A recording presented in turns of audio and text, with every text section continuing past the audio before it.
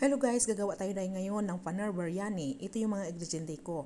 Ang paneer, nag-fry na ako ng paneer at kinatang cube. At ito naman, nag-fry na ako ng onion.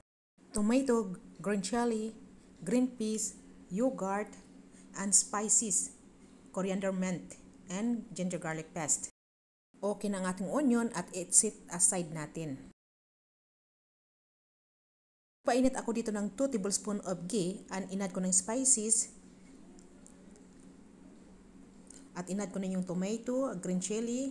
Palambutin natin na yung tomato. Pag lumambot ang tomato, pwede natin mag-add ng 1 teaspoon of ginger garlic paste. Mix it well. And I'm going to add our fried onions. Mix it well. Inad ko na dito ang green peas at papalambutin lang natin yung green peas. Gagawa tayo ng masala ng ating paneer. Naglagay ako dito ng half cup of yogurt, garam masala, turmeric powder, red chili powder, and biryani masala.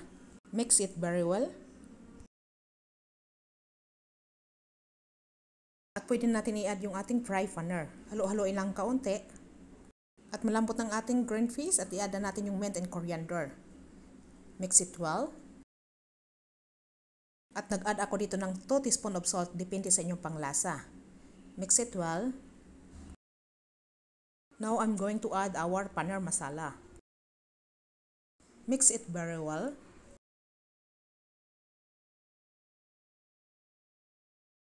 Ito palang binabad ko na basmati guys, 2 cups. Tanggalan natin ng tubig at pwede na natin i-add doon sa ating ingrediente.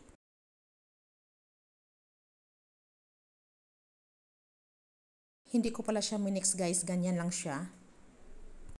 On top, nilagyan ko ng fried onion, yung remaining natin.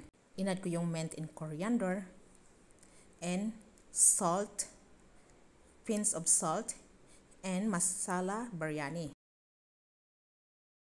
Tapos 2 cups of water, ghee on top,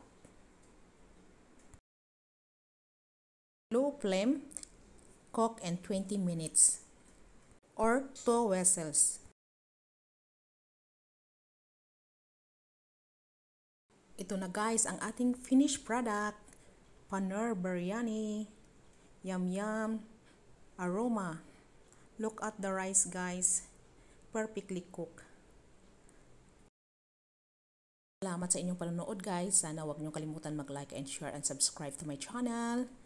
See you to my next video. Bye. Please try this recipe. Healthy recipe. Beef biryani, paneer biryani. Bye bye.